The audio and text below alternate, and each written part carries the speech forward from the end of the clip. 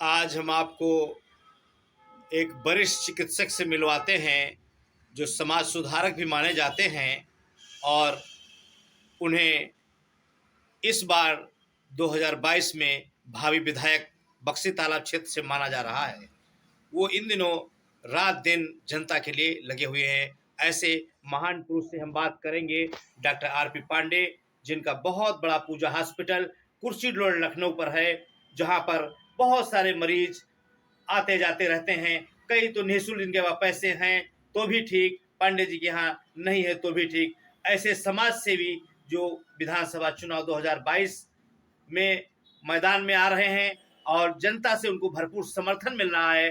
मैं उनसे जानना चाहूँगा कि किस तरीके से उन्हें समर्थन प्राप्त हो रहा है और किस तरीके से ये महंगाई चरम पर है, जो कि प्याज, टमाटर देखिए 100 रुपए किलो, मतलब खाने की इतनी महंगी वस्तु है, जनता त्राहिमाम कर रही है। आज हम डॉक्टर आर.पी. पांडे से मिलेंगे। सर प्रणाम, नमस्कार। नमस्कार तिवारी जी, नमस्कार। हम जानना चाहेंगे सर, ये आज की जो महंगाई का दौर है, ये सब क्या चल रहा है और आप भी चुनाव मैदान में इसीलिए आ रहे हैं सब देख करके, इसके बारे में जरा बताएं जरा। ऐसा है कि वर्तमान सरकार पूंजीपतियों के हित में इतना ज़्यादा घुल गई है कि उन्हीं की प्रशंसा और उन्हीं का कार्य करना उनको पसंद आता है। अब रह गई बात महंगाई की, तो महंगाई अगर बढ़ेगी नहीं तो कैसे महाजनों का कल्याण होगा, इसलिए वो इसको सहयोग कर रहे हैं।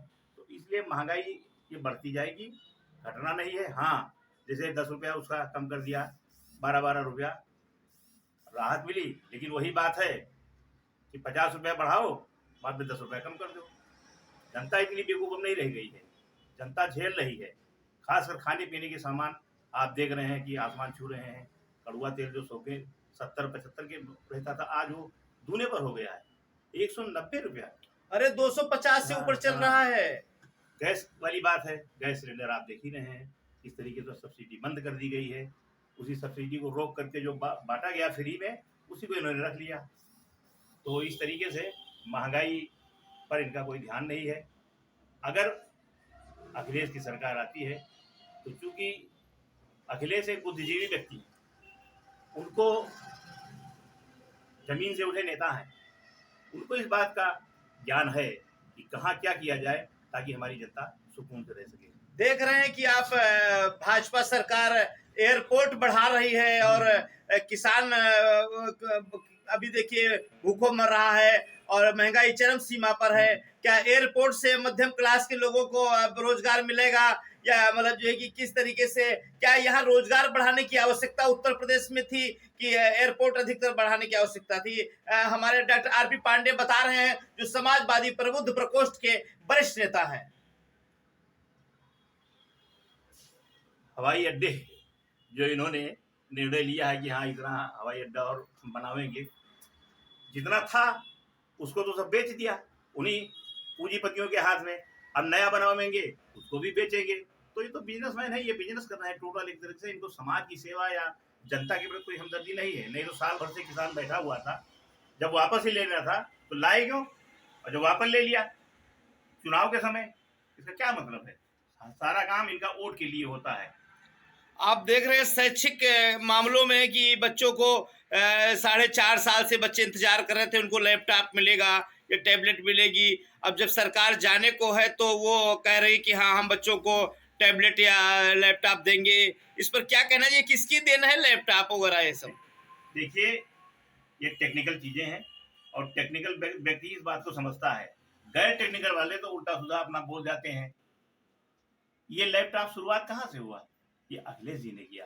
इसलिए किया कि गांव की जनता, गांव के बच्चे जो सक्षम नहीं है ट्यूशन करने के या और किसी माध्यम, कम से कम इस बहाने से वो जो है पढ़ेंगे।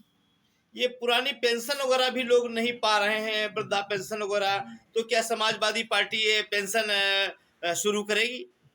समाजवादी पार्टी आने पर पहला काम तो शिक्षा पर ध्यान देगी। वो बच्चों की पढ़ाई ढंग से हो, लैपटॉप वगैरह जो जरूरत होगी और बांटेगी। वो शुरुआत अखिलेश जी ने किया था जी। और रह गई बात महंगाई की, तो महंगाई चुनाव बाद अगर सरकार आती है तो महंगाई घटेगी और नहीं आती, अगर इनकी सरकार आएगी तो और दूना हो जाएगी महंगाई।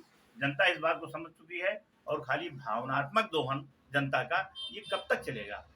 92 में ऐसा किया था, उसके बाद 15 साल बाहर रहे। अगर इनका वो सही होता तो बाहर क्यों रहते। न्यायालय का निर्णय तो हर सरकार के दिन जो होगा किया जाएगा। संजोग है इनके राज में निर्णय हुआ है।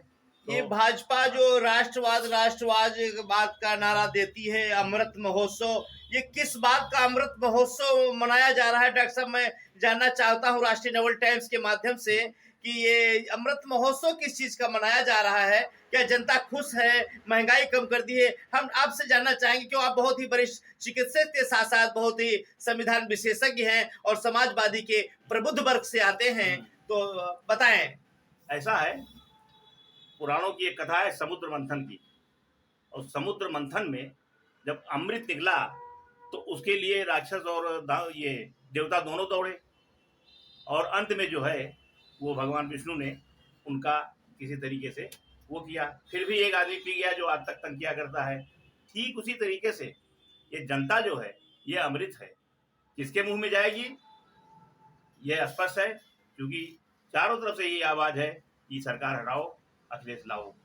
22 में 22 किल 22 में 22 किल। देखिए, आप देख रहे हैं डॉक्टर आरपी पांडे बता रहे थे कि 22 में 22 किल को आना ही है, कि अब जनता जागरूक हो चुकी है, जनता जान चुकी है कि अब ये जुमलेबाजी नहीं चलेगी। और ये कागजों में सरकार बता रही है। ये 15-15 लाख का क्या मामला है? एक बार और ये भी बता दें, जनता जानते चाहती है, क्यों कभी हम लोग जाते हैं प्रेस वाले तो जनता हमसे पूछती कि भैया 15 लाख कब मिलेंगे, तो उनको यही नहीं पता है कि 15 लाख देगा कौन। तो कृपया स्पष्ट करिए 15 लाख का क्या मामला है? अब इसको तो अमित शाह स्वयं स्वीकार कर चुके हैं कि वो एक जुमला था, कोई हकीकत नहीं थी। अच्छा। 22,000 करोड़ का कहा था हम सबको देंगे बिजनेस करने के लिए, वो भी 22,000 करोड़ पर कहाँ चला गया? 20,000 करोड़ कहाँ चला गया पैसा? किसको मिल रहा है? किसी कोई तो बताओ, कुछ किया गया है? खाली कागज पर पास कर देने से कोई काम होता है? ये भारतीय जनता पार्टी अपना बहुत बड़ा कार्यालय भी बना रही है और बहुत पैसे इसमें लगा रही है, तो क्या ये सब पैसे कहाँ से ला रही है? भैया ये तो वही लोग जाने, हम तो ये जानते हैं कि सारा काम छोड़ करके एक ही काम हो रहा है हर जगह पर। कार्यालय बनाओ, एक एक दो कार्यालय बनाओ, ऐसा कार्यालय बनाओ आने वाले दिनों में फिर सरकार आएगी नहीं दोबारा, ताकि जितने दिन वो लोग रहे वो रह सके कार्यालय। यही उनका लक्ष्य है, कार्यालय पूरे भारत में बनाए। आपने देखा कि अभी ये मोदी जी ने किसानों का बिल वापस ले लिया और तीनों कानून कसु वापस ले लिए। ये मतलब क्या क्या ऐसा ये डर गए, क्या ऐसी बात हुई जिससे मतलब जो है प्रधानमंत्री ने ये वापस लिया? इस पर क्या कहना चाहेंगे डॉक्टर आरपी पांडे साहब? देखिए, किसान साल भर से परेशान है, आंधी तूफान वर्षा जो कुछ भी और सब झेला उन लोगों ने। अब ऐसा नहीं कि पूरे हिंदुस्तान के जब किसान वहां बैठ जाएंगे तभी आप उसको किसान आंदोलन माने।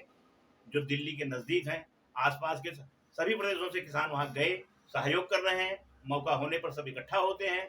अब सवाल ये है कि ये जिद जो आपने बनाई थी कि नहीं बदलाव नहीं करेंगे, बदलाव कर सकते हैं लेकिन वापस नहीं लेंगे, आज क्यों वापस ले रहे हैं? एक कारण उसका सिर्फ किसानों को संतुष्ट करने के लिए कि हाँ लेकिन किसान समझ रहा है इस बात को, वो कह रहा है एमएसपी की गारंटी दो हमें, तब तो हम माने कि हाँ आप जो कुछ कर रहे हैं, और बाकी ये तो इससे क्या मतलब था। तो यही सब है इनकी चाल, खाली जनता को खुश करने के लिए ये किसान वापस ले रहे हैं, लेकिन ये वापस नहीं होना है। क्या इसके जो ये मंत्री हैं जिनका ये लखीमपुर कांड हुआ, अजय मिश्र उर्फ टेनी, क्या इनको सरकार में बने रहना चाहिए? भाई सरकार में तो बने नहीं रहना चाहिए। एक छोटी सी घटना, जब पूर्व स्वर्गीय प्रधानमंत्री लाल बहादुर शास्त्री जी रेल मंत्री थे और अचानक एक घटना कहीं घट गई, शास्त्री जी ने तत्काल आप जिम्मेदारी लेते हुए रिजाइन कर दिया, और इनके ऊपर तो इतना तो वो मिल रहा है, फिर भी इनके सेहत पर नहीं असर पड़ रही है। ये बने रहना चाहिए किसी तरीके से, नहीं तो सीधी सी बात थी भाई आप उनको इस्तीफा दिलाते और उसके बाद जो है जांच पिटवाते सीबीआई से। इतना दिन तक क्यों लुकाए? अभी तक कोई खास कार्रवाई नहीं हुई जनता पर। इनके पार्टी वाले ही कमलेश तिवारी हत्याकांड क्या खुला, एक और जो महाराज थे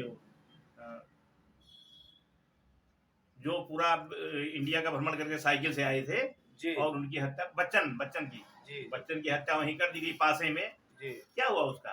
जो लोग भी मारे गए हैं उसमें क्या हो रहा है? कुछ नहीं हो रहा है।